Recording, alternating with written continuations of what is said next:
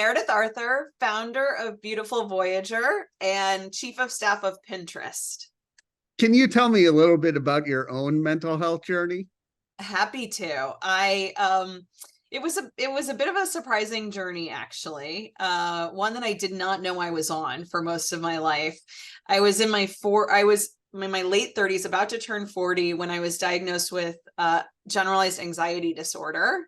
It was in the middle of a bunch of startups. So I had been at many startups in a row, and definitely exacerbated the situation. And I went to see my neurologist, who said, I see so many people in Silicon Valley that have very similar things going on, but many of them won't listen to me. She said, they just won't listen. Now, I definitely listened, because this was information I didn't have about myself. So being diagnosed was a big moment for me, and it changed what I ended up focusing on in my work as well. So soon after that, I started Beautiful Voyager, because I didn't feel that my feelings around the topic weren't well represented in what I was seeing online at that time. So I was filled with curiosity. I was excited and interested. I didn't feel any stigma. I felt like the topic was really interesting, and I didn't see a lot of visuals that represented how I felt about it. So I wanted to see if there were other people who felt the way I did. Like, maybe I didn't get diagnosed because the word worry didn't relate to how I thought about things. I mean, I thought I was just problem solving. So just a really interesting journey. So now I'm 48. So it's been 8 years since that moment, and have just continued to learn about these topics, and been lucky enough to work in the space of technology and creativity and emotional well-being, and continue to work on Beautiful Voyager, like, outside of my day job. And it's been a really interesting, fascinating journey. And I get to meet really cool, interesting people like you. How is writing books? How does that help your healing process as well? Yeah, writing is crucial for me to understanding the world. And it always has been. Even when I was a little kid, I stopped writing for a bunch of years because I was comparing myself literally to Nobel Prize winners. So I started my career in book publishing, and I got to work with some of the most amazing writers ever. And I thought, wait, I'm never going to be Gunter Grass, so maybe I shouldn't write, which is wrong, wrong.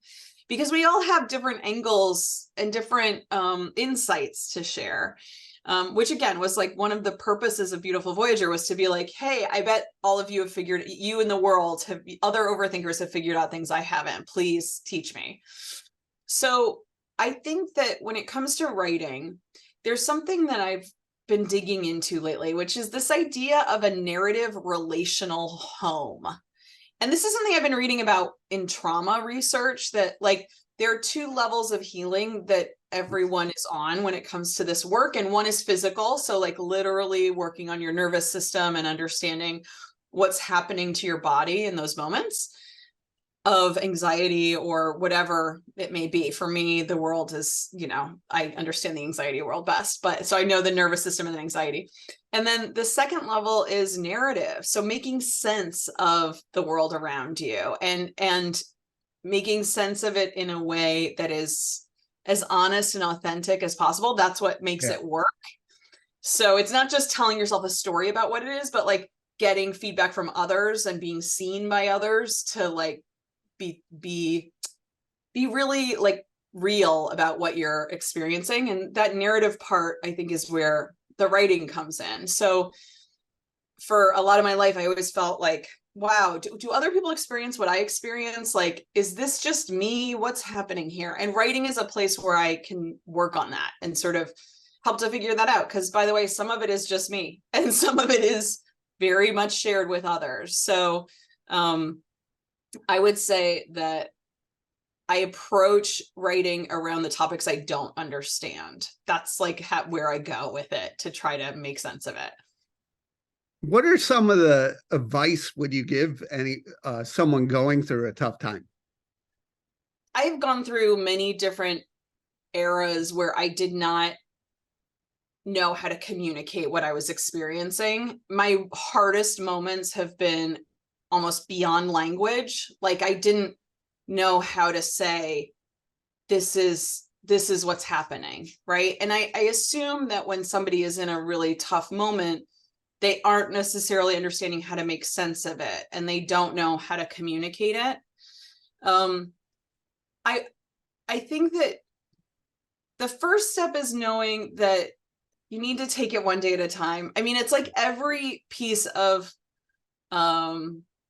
cliched advice you've ever heard is true.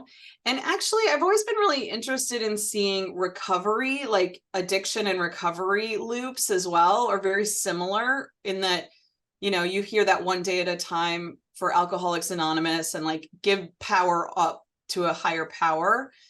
For me, the idea is you're not in control of everything, right? Like sort of accepting that you cannot control what's happening necessarily. There are some things you can control, a lot you cannot.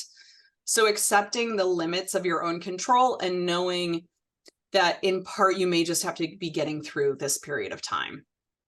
Hopefully in the future, there'll be a time where you can make more sense of it, but it's sort of like you're just trying to get through it and not putting so much pressure to solve everything at once, right? Like, you know, it depends on what that hard time is. Everyone is like, has different levels of that. But I think the other thing is just to, as much as it's beyond language, to try to find someone or a couple of people that you could try to articulate what's happening and listen to them when they give you feedback about it. So it's not just like, this is horrible, what am I going to do? And going down into rumination loops, but it's like trying to almost look at yourself from the outside and articulate to people that you trust to hear if what you're saying makes sense. Like try to listen to yourself the way you would listen to a friend. Does that make sense? Yes, that makes sense. So how does it feel for you when, you know, you hear from people who are reading your blog and they can relate? I mean, it's incredible. Like, you know, that is the magic. That is magical. The idea that when people write me about my book, and somebody wrote me yesterday and said, I feel safe when I have the book with me. My heart was so full because literally there is nothing else I would want someone to feel with that book than that like feeling understood by me as the writer, and connected. I think there's something incredibly magical about the idea that we can connect with each other simply through words or through art without actually knowing each other. Because I used to think, oh, I'm going to have to talk to each individual person in the world about this topic. Like, I'm just going to have to like tell each person how I see this. But writing allows you to have this artifact out in the world that like connects you with however many people you're lucky enough to reach. So, you know, it's the most healing thing I can ever imagine, is having people say, I really understand this. I really connected with this. And I get to hear from a lot of people, also podcast listeners. Like there's so many different mediums to reach people. And you know, I think understanding that writing is the act of writing, but it's also like the sitting and understanding and the digesting of what's happening as well. Like I always say, like, you don't have to just sit and be a writer in order to have those insights, but the sharing of them and then the other people getting it and responding, that's unbelievable. I mean, it's the best. For me, I was diagnosed with bipolar disorder too when I was 37, so about 4 years ago. There you go.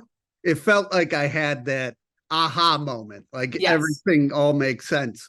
What was your aha moment like? Same for me, age 39. It was the moment that the neurologist, so I went in to see this neurologist. I had seen her before. And I had all these notes and I had all these pill bottles and, you know, I was showing her and going through everything. And I was very animated, as I can be, very animated. And I was telling her, like, I really think we need to research the vagus nerve, because the vagus nerve is this really important. And I'd love to know what my vagal tone is. And I wasn't aware of how hopped up I was, but she saw it and said to me, I think I know what's going on. And this is a woman in her 60s who's seen a lot of different people. And, she spotted something that the therapists had not. I had gone to 5 different therapists who just didn't see it. I think because I was so high functioning or something. And so when she said it, I also really heard her. And it was exactly as you said from your experience, like, whoa, okay, thank you. Keys to my brain. Now it all makes sense. And like a lot of things that were like subtle messages that I had throughout my life, like being obsessed with the work of Albert Brooks, who's like extreme, like this 70s film director who's, has very neurotic like approach to his work. I always felt like, oh, he gets it. But like, I never put together what does he get? Like what is it? And so I don't know. I mean, you probably felt the same way, right? You were just like, thank you. Finally, I get it. Yes, I was always like, what's the deal? I'm all over the place. I'm angry and sad, whatever it is. And then once I did, and once, I got the right treatment and great family support and all that, it changed my life. It's always, I wish I knew younger, but I know that's a really interesting thing. Whenever I think about like, why am I spending all this time on this Beautiful Voyager? Why am I spending all this time? And it's really like trying to reach the younger version of me, which you probably feel the same way, right? It's just hey, why didn't I know this before? I would really love, it's hard to reach the people that don't know. Like usually when you're, it's hard to create something with my audience in my mind is like, hey, who is that person that doesn't yet know? Who is the Meredith of age 32 that like could use this information, right? And it's hard because usually like when you're making digital stuff, people are searching and that's how they find it, right? Yeah. So it's like you have to like beat the system of the search to help somebody who doesn't even think that way yet to understand. That's always been one of my hardest parts of the work, is to like reach the person who's as skeptical and unaware as I was. What are some of the things that motivate you?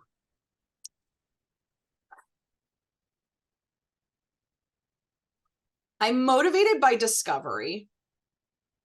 I'm certainly motivated to write by hearing from and connecting with others and having a new breakthrough. So as you can tell, I already mentioned this relational home thing. That's because I'm fascinated by it.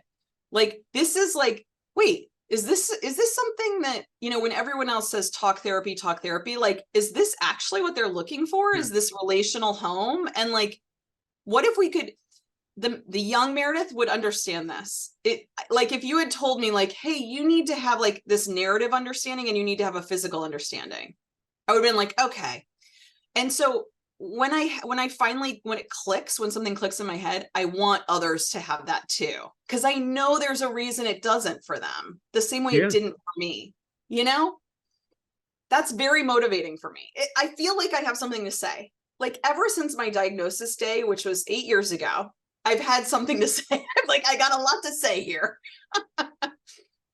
No, it's big. And some people, the fear of not knowing or thinking it's bad or anything like that. So someone like you who is open and succeeding in life, helps hugely. I mean, I am genuinely so curious and interested. And I always say the people that I love working with, the people that I love to be friends with, are people that have gone through things and come out the other side. There's a lot of wisdom in there. I actually would love people working in jobs to understand that, like, if you were to Google someone and find that they had written on these topics, that is not someone to red flag.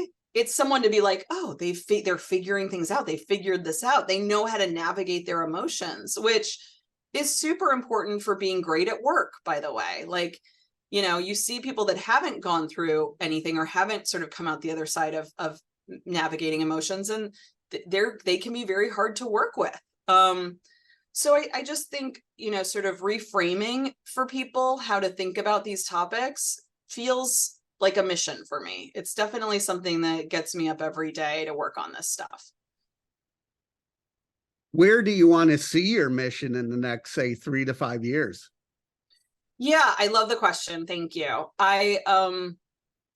There are some boulders I would like to move. And one of those boulders is the notion of breakdowns. So I think it's a very antiquated notion, this idea that someone had a nervous breakdown, right? We don't even have new language for that. Like people talk about an anxiety event or a depressive episode, right? But like you'll talk to your parents or aunt and uncle, and somebody will have had a nervous breakdown.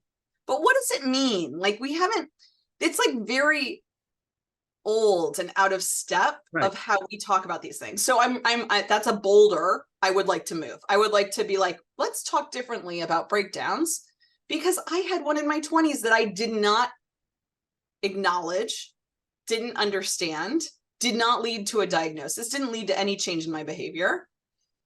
And like that could have taught me something. So that's a boulder. Another boulder that I'm really interested in is helping people have access to strategies that work. And I am very lucky because I get to work with some incredible people on a project called How We Feel. How We Feel is a free emotion tracking app that is spearheaded by the founder of Pinterest, Ben Silberman, who I get to work with on this. And its goal is to bring emotional literacy tools to everyone in the world. It's free. So it's like, these are things that actually would normally cost a lot of money. Like that is a very powerful mission to me. And so the idea of like, what if there were millions of strategies? There are not yet, but like, imagine if there were millions of strategies in this app, and imagine if they were upvoted or they had like a lot of feedback where you were like, oh, you know what? Other overthinkers seem to do these 5 things, and these 5 things are very helpful for them. Like there's so much information and data. So that's like a boulder I'm super interested in. And in general,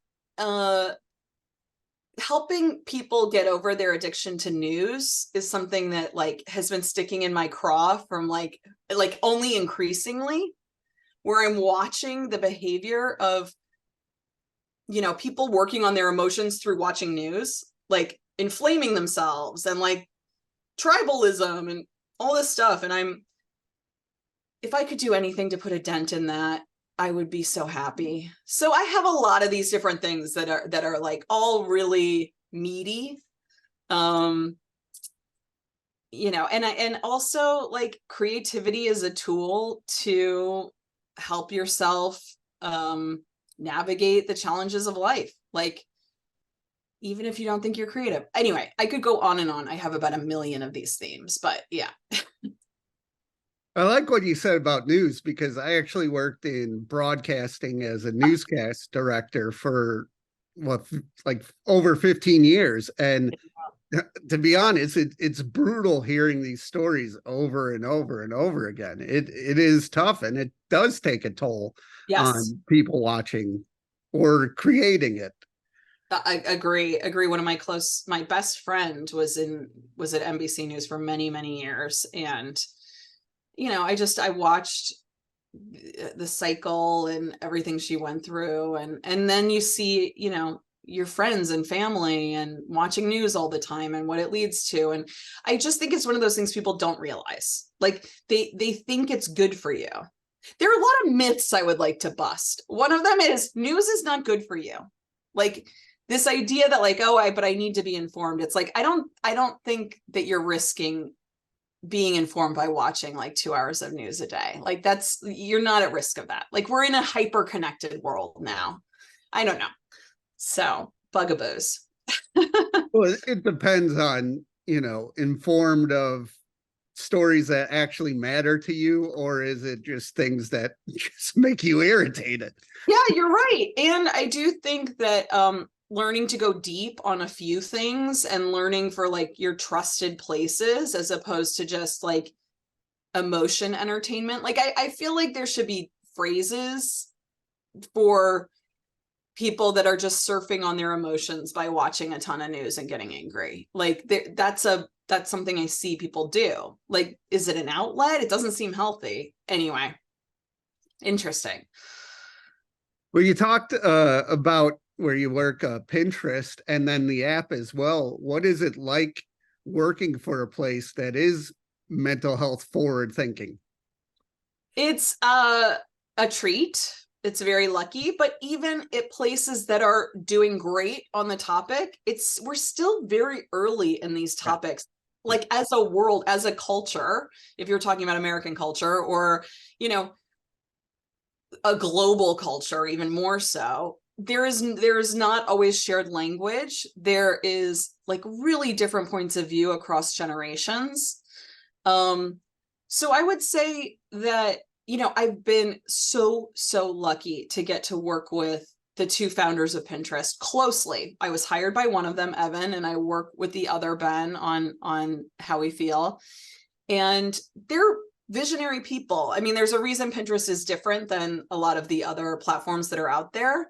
And finding, you know, for everyone, like anyone, no matter what your job is, no matter what you do, like finding the people that you admire, that you're like, you're doing something interesting, I want to be near you. Like that alone is such a gift. Like I have a little notes app that is on my computer where it's just creative heroes, my creative heroes. And I just like keep that list growing all the time, because just knowing like, hey, you admire these people. These are like people that exist in the world. Like it fills you with a lot of energy. So to answer your question, I feel very lucky to work where I do, mostly also because I'm working with people that are on that list, like that I feel like I'm learning from.